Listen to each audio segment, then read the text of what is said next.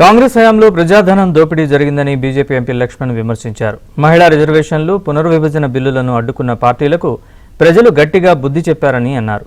మత ప్రాతిపదికన రిజర్వేషన్లను ప్రోత్సహించే పార్టీలకు మద్రాసు హైకోర్టు తీర్పు చెంపపెట్టు అన్నారు. ఏ రాజకీయ పార్టీలైతే పార్లమెంటులో మహిళా రిజర్వేషన్ బిల్లును అడ్డుకొని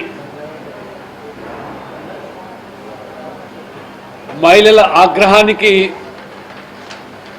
వారి గురైనారో ఆ 5 రాష్ట్రాల్లో కూడా ప్రజలు స్పష్టమైనటువంటి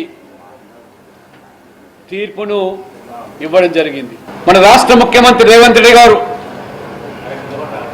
మహిళా బిల్లుతో పాటు దక్షిణాదిలో పునర్విభజన పేరు మీద సీట్లు తగ్గుతాయని చెప్పి ప్రజలు తప్పుతో పట్టిస్తే రాజ్యాంగ విరుద్ధమైన ప్రతిపాదనలు ముఖ్యమంత్రి ఆదాయాన్ని పరిగణలోకి తీసుకొని సీట్ల పెంపుదల ఉండాలని చెప్పితే వాళ్ళ పార్టీ సైతం కూడా దాన్ని సీరియస్గా పరిగణించారు. ఏ ఒక్క సభ్యుడు కూడా పార్లమెంట్లో రేవంత్ రెడ్డి గారి వాదన వినిపించలేదు. అంటే మోదీ గారు దేశ హితం కోరి అన్ని వర్గాల ప్రజల మెప్పు కోసం, అన్ని ప్రాంతాల అభివృద్ధి కోసం పాటుపడుతూ తీసుకునే ప్రతి నిర్ణయాన్ని కూడా అడ్డుకాలు వేయడం ఇవాళ కాంగ్రెస్ సంబంధించే విపక్షాలకు పరిపాటిగా